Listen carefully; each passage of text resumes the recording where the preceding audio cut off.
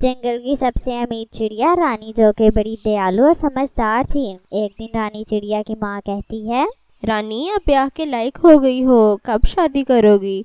जंगल में आपको कोई पक्षी पसंद नहीं आया ब्याह के लिए? माँ, अभी मैंने ब्याह के बारे में सोचा नहीं है। रानी बिटिया, आपको ब्याह के लिए कैसा पक्षी चाहिए? माँ, ऐसा पक्षी जो समझदार और ईमानदार हो, उससे ब्याह करूँगी। अच्छा, तो रानी बिटिया, मैं आज ही जंगल में ऐलान करवाती हूँ, जो भी पक्षी तुमसे ब्याह करना चाहेगा वो यहाँ आ जाए, और फिर तुम अपनी समझदारी से एक ईमानदार पक्षी का चुनाव कर लेना ब्याह के लिए। हाँ, ये ठीक है माँ। अगले ही दिन रानो चिड़िया की माँ जंगल में ऐलान करवाती है कि जो भी पक्षी रानो चिड़िया से ब्याह करना चाहता है तो रानो चिड़िया के पास चला जाए। थोड़ी ही देर बाद वहाँ कालू कौवा और दक्ष चिड़ा आते हैं। माँ, मैं इन दोनों पक्षियों में कैसे पता लगाऊं कि कौन ईमानदार है?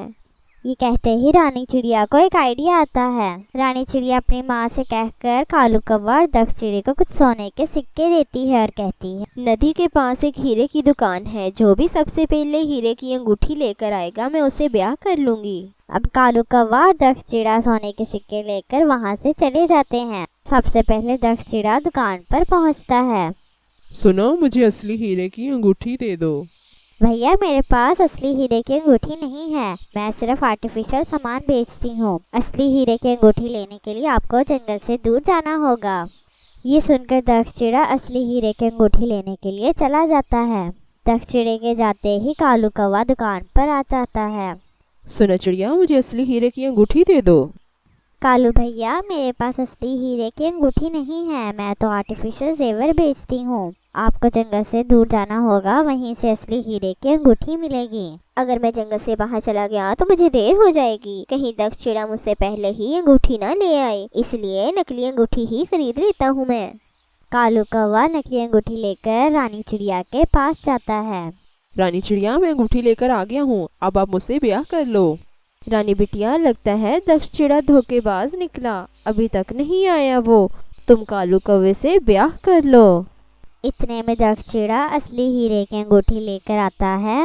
रानी चिड़िया सुनार तोते को बुलाकर कहती है, भैया, जरा इन दोनों अंगूठियों को देखकर बताओ कि इनमें से कौन सी अंगूठी असली हीरे की है।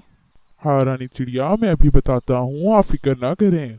सुनार तोता दोनों अंगूठियां देखता है और बताता है कि दक्ष चिड़े की अंगूठी असली है। ये देखकर रानी चिड़िया कहती है, कालू कौवे, तुम यहाँ से चले जाओ, तुम धोखेबाज हो, मैं तुमसे शादी नहीं करूँगी। कालू कौवा शर्मिंदा होकर वहाँ से चला जाता है। अब रानी चिड़िया और दक्ष चिड़े की शादी हो जाती है। दोनों एक साथ खुशी खुशी रहने लगते हैं।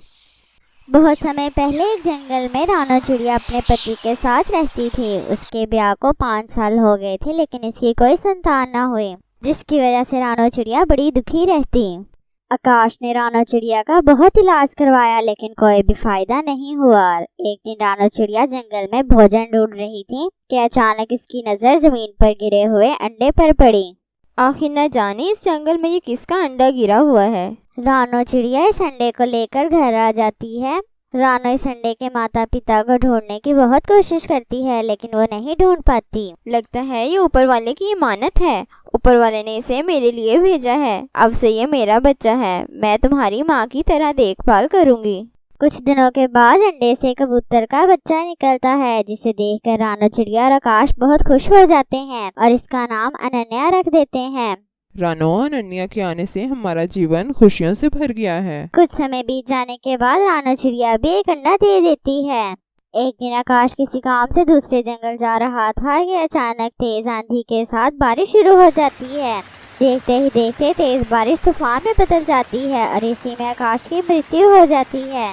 दूसरी तरफ रानो चिड़िया के अंडे से बच्चा निकलता है। ये तो बहुत ही सुंदर है, मैं अपनी बेटी का नाम अनामिका रखूंगी। जैसे ही रानो चिड़िया को आकाश की मृत्यु का पता चलता है तो वो बहुत रोती है। ये वक्त रानो चिड़िया के लिए बहुत मुश्किल भरा था, लेकिन इसने हिम्मत नहीं हारी और ऊपर वाले की मर्जी समझकर कबूल कर लिया। मैं अपनी बेटियों को ना सिर्फ माँ बल्कि पिता का भी प्यार दूंगी। मैं बड़े ही प्यार से तुम दोनों की परवरिश करूंगी। अब दोनों ही बेटियां बड़ी हो गई थीं। दोनों बेटियां बहुत ही सुंदर थीं और दोनों के स्वभाव में जमीन आसमान का अंतर था। जहां अनन्या दयालु और नेक थी, वहीं अनामिका नकचिड़ी और घमंडी थी।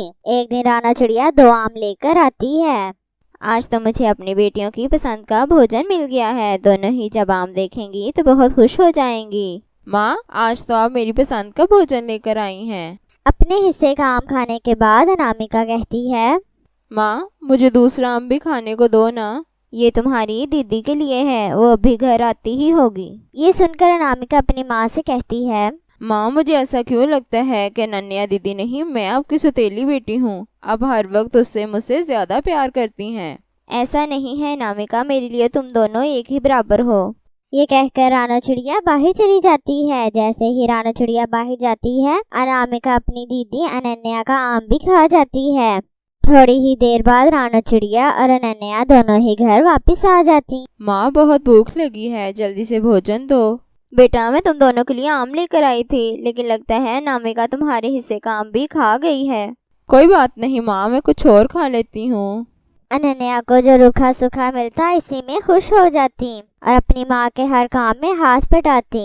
एक दिन अनन्या अपनी माँ के साथ भोजन की तलाश कर रही थी कि इसे एक खूबसूरत हार मिलता है। ये हार तो बहुत सुंदर है, ना जाने ये हार किसका है। ये कहकर अनन्या हार गले में पहन लेती है। हार पहनने के बाद अनन्या जिस चीज को भी हाथ लगाती वो सोने की हो जाती। इतने में अनन्या की माँ आ जाती है और कहती है, अनन्या ये कैसे हुआ? माँ, जब से मैंने ये हार पहना है, जिस भी चीज को छूती हूँ वो सोना बन जाती है। अनन्या, ये सब तुम्हारे अच्छे कर्मों का नतीजा है। फिर रानो चिड़िया और अनन्या दोनों ही घर आ जाती हैं। अनन्या अपनी माँ से कहती है, माँ, इस हार की मदद से मैं गरीब पक्षियों की मदद करूँगी। फिर रानो और अनन्या जादुई हार से मिलने वाले सोने से गरीब पक्षियों की मदद करती हैं। ये सब देखकर अनामिका अपनी दीदी अनन्या से पहले से भी ज्यादा जलने लगती है। फिर एक दिन अनामिका जादुई हार पहन लेती है। ऐ जादुई हार, तू मुझे खूबसूरत और अमीर बना दे। ये कहते ही अनामिका एक बदसूरत काली कवि में बदल जाती है और बहुत ही गरीब हो जाती है। अनामिका अपने किए पर बहुत पछताती है। इस कहानी से हमें सीख मिलती है कि लालच बुरी बला है।